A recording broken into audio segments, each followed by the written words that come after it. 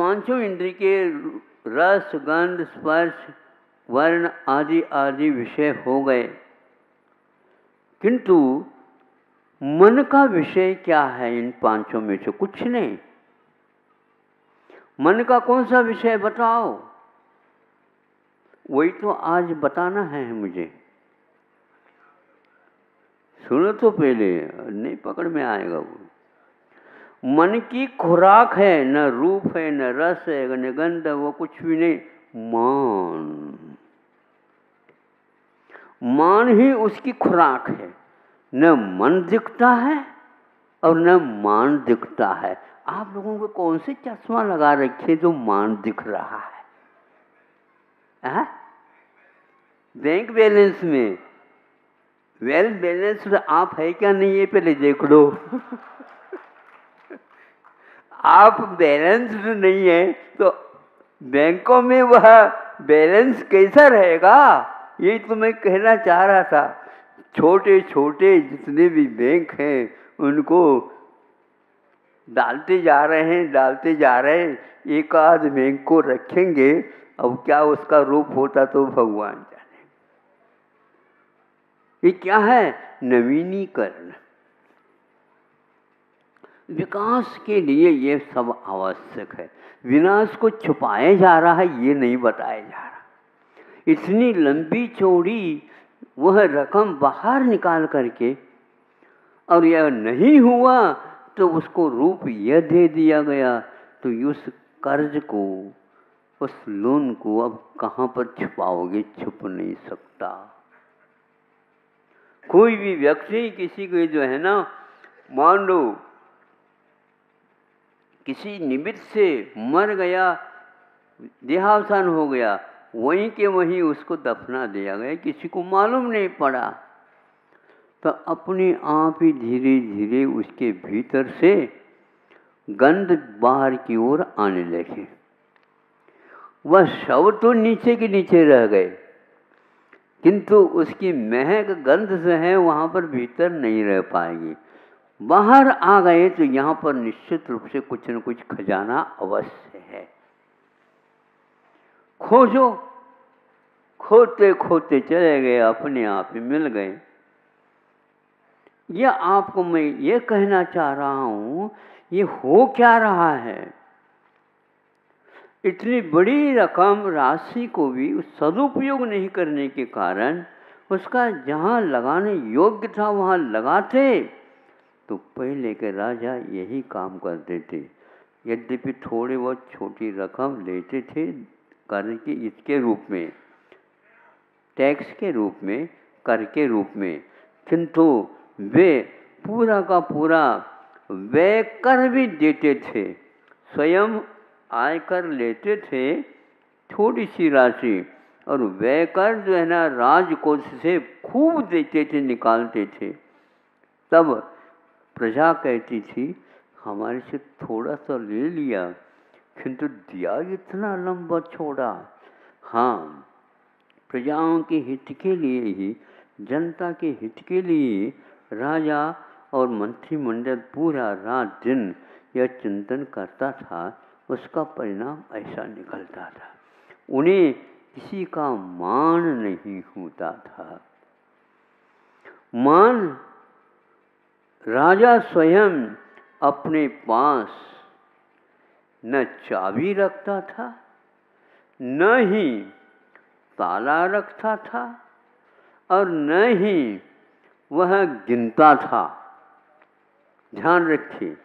किंतु जो कोषाध्यक्ष रहता था, होश हवास रखता था। राजन बुलाए, क्या पता क्यों बुलाए, क्या पता क्यों बुलाए, उसको डर होता था कहीं कमी तो नहीं है, गड़बड़ तो नहीं हुआ। पूछा गया, हाँ राजकोष से इतना निकाल देना और इतना व्यय करना है। कोई अभिमान नहीं, एक पाई भी नहीं रखता। राजा क्षत्रिय होता है। क्षत्रिय इस लक्ष्मी के पीछे नहीं रहता, अपनी बुद्धि सरस्वती को समर्पित कर देता, उसके चरणों में लगा देता कि मेरे हाथ से ऐसा कोई अनर्थ न हो जाए जिसके कारण प्रजा के लिए कष्ट उठाना न पड़े। ऐसे राजाओं के माध्यम से निरभिमान होकर के चलते थे। किंतु राजकोष को रखने वाला कोषाध्यक्ष भी एक एक पाई पाई का पारदर्शिता के साथ जमा खर्च रखता था। इस प्रकार वे मान से दूर होकर के प्रजा की सेवा के लिए रहते थे। किंतु आज इसका नामो निशान समाप्त हो गया, क्योंकि लोकतंत्र होने से इतनी सुविधा तो मिल गई, लेकिन दुविधाएं कितनी बढ़ती चली जा रही है इसकी संख्या गिनना बहुत कठिन है। हर क्षेत्र में आपको लेना पड़ रहा है कर्ज के माध्यम से सब कुछ। आज हर एक कार्य लोन के बिना कोई काम नहीं होता। वैसे ही हम विनोद के रूप में अथवा कुछ समझ तो ले, चिंतन तो कर ले, सपीशा से हमने एक बार चर्चा की थी। देखो आप लोग बड़ी बड़ी कंपनी खोलते हो, हाँ महाराज, इसके द्वारा जनता का भला हो जाता हो, होता है नहीं होता तो आपको मालूम, हम कुछ नहीं, आपके ऊपर विश्वास करके चलते हैं, ठीक है। किंतु ये राशि आती कहाँ से तो बताना आवश्यक हुआ उनको। तो बताने लगे इतने जो हिस्सा, इतना हिस्सा, इतना हिस्सा, इतना हिस्सा, इस ढंग से जनता से लिया जाता है और एक बड़ी राशि बना करके एक कंपनी खड़ी कर दी जाती है। फिर इसके उपरांत जिसके ज़्यादा हिस्से ज़्यादा हो जाते हैं उसको क्या कहा जाता है?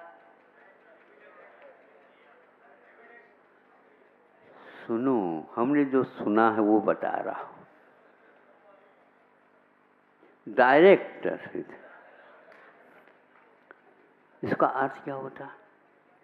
सब समझ में आ गया मुझे। वो स्वामी नहीं होता, वो मान लेता हो बात अलग है, वो मान भले ले ले, लेकिन स्वामी का सम्मान तो उसको मिल ही नहीं सकता।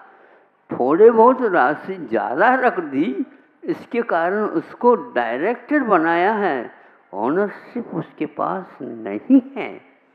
तो हमने यही कहा को किसी का नाम तो लिया नहीं था, तो हमने कहा कि यह है आप तो एक प्रकार से जो डायरेक्टर बनते हैं वो एक प्रकार से उसमें कि बहुत उच्च पोस्ट पर नौकरी करने वाला एक व्यक्ति नियुक्त हो गया।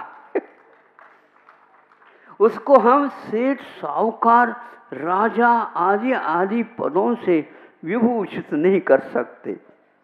उनके मुख से भी, उनके चेहरे पर भी एक छोटी सी लकीर मुस्कान की आ गए।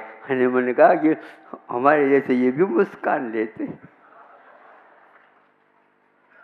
आप सोचो, किंतु पहले की राजा राजा इसलिए रहते थे, उस पैसे को, उस धन को वो हाथ ही नहीं लगाते थे। क्षत्रिय का ये काम होता।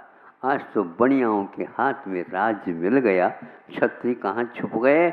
महावीर भगवान के बाद और अशोक सम्राट अथवा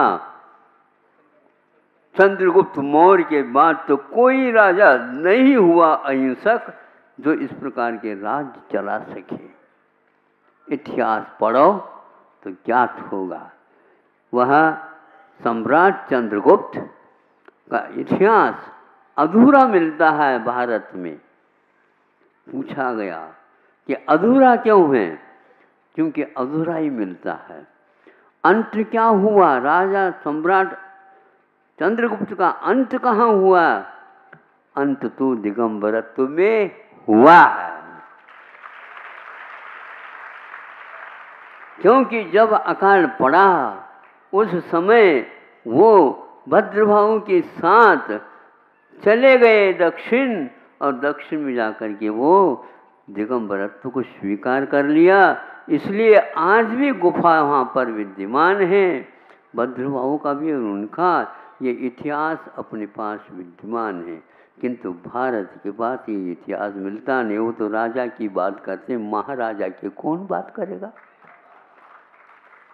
दिगंबर भिखारी जैसे होता ऐसा नहीं, वो चंद्रगुप्त मौर्य या अंतिम सम्राट जो कि दिगंबर के साथ अपना जीवन यापन किया। अंत में इस प्रकार जीवन पर्यंत उन्होंने प्रजा का संरक्षण करके फिर इसके उपरांत अपने आत्मा की उन्नति करने के लिए यह भेष धारण कर लिया था।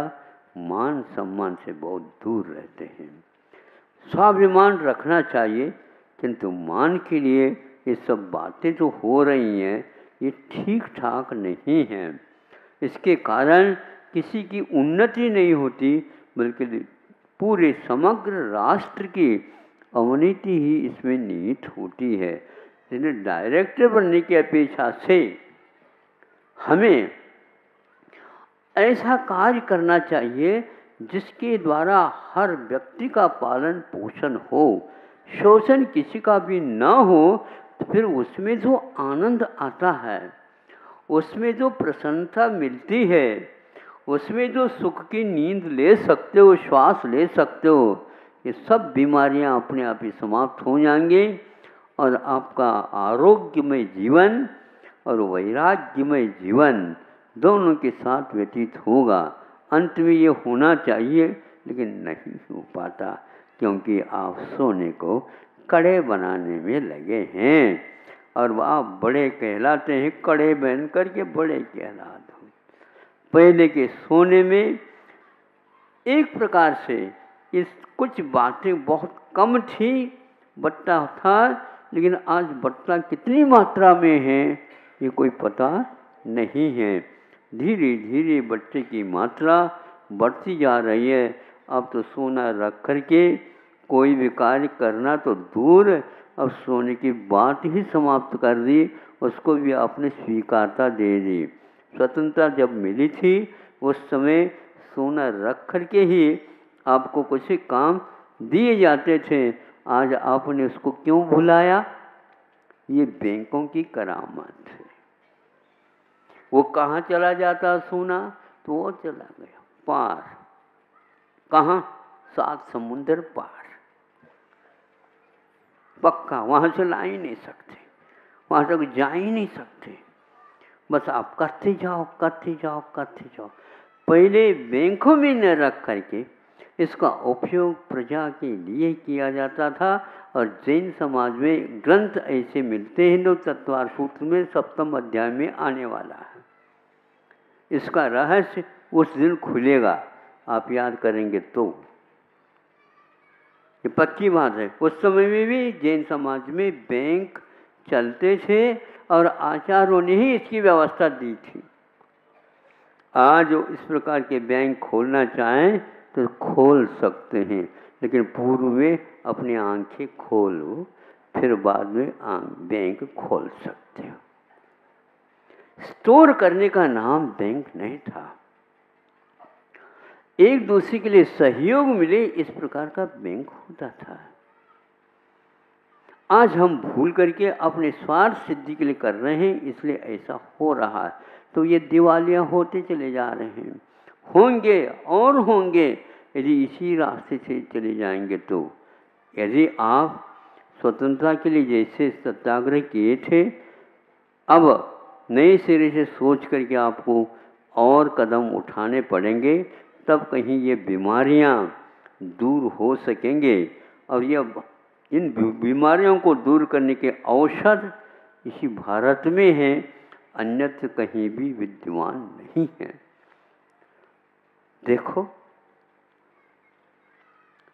जहाज चल रहा है, समुद्र है, अपार समुद्र है, अपार पानी है, और वह जा रहा है, आगे जा रहा है। भीतर उसका जो चालक है वह देख रहा चारों तरफ से, तूफान आने की संभावना है। आदि आदि करता उसे बसता हुआ जा रहा है। किंतु तूफान की ओर तो उसकी निगाह थी, लेकिन आकाश में कोई इस तूफान से भी बड़ी घटना घट सकती है, ये इसके दिमाग में नहीं थी। अथवा यूं कह दो, हो भी तो भी इस प्रकार की घटना कहीं सुनी नहीं गई थी। कभी घट भी जाती है तो कोई पता भी नहीं लगता, उस समय फोन वगैरह होते नहीं थे। चलता चलता सामने चला गया, पता नहीं लगा, और एक साथ उस जहाज को किसने आकर के टक्कर मार दिया। पानी चारों ओर, ऊपर कोई झाड़ पेड़ कुछ भी नहीं, पहाड़ वगैरह कुछ भी नहीं। जहाज को डुबोने वाला ये टक्कर किसके माध्यम से लगा? थोड़े समय के उपरांत ज्ञात हो गया, पानी में ही रहा है, पानी में ही पैदा हो गया, लेकिन पानी जैसा नहीं रहा, उसका परिणाम ये हो गया। क्या इसका अर्थ है महाराज? तो कहते हैं पानी से ही बर्फ की चट्टानें बनती हैं। जब पानी विकृत हो जाता है तो वह बर्फ के रूप में परिणत हो जाता है, और वह बर्फ के रूप में परिणत होता है तो डूबता नहीं है, ध्यान रखो। लाखों टन वजन का भी हो तो भी वह बर्फ डूबेगा नहीं, और ये कंकर भी पानी में डूबता है। ऐसे तैरने वाले व्यक्ति रहते हैं, लेकिन कब आकर के किससे टकरा जाएं पता नहीं, और उसमें लाखों जीवों की मौत निश्चित हो जाती है। जहाज तो डूबना था, डूब गया, चूर चूर हो गया। बाद में ज्ञात हुआ ये चट्टान कहाँ से बह करके आ रहा, तो यह समुद्र में इस प्रकार के यात्री निकलते हैं। यात्री और क्या कहेंगे, तैरता वो भी आ रहा, आप भी तैरते जा रहे हैं, लेकिन एक के कारण ऐसा भी हो सकता है, जहाज से टकरा तो नहीं सकता, किंतु जहाज से वह टकरा सकता है।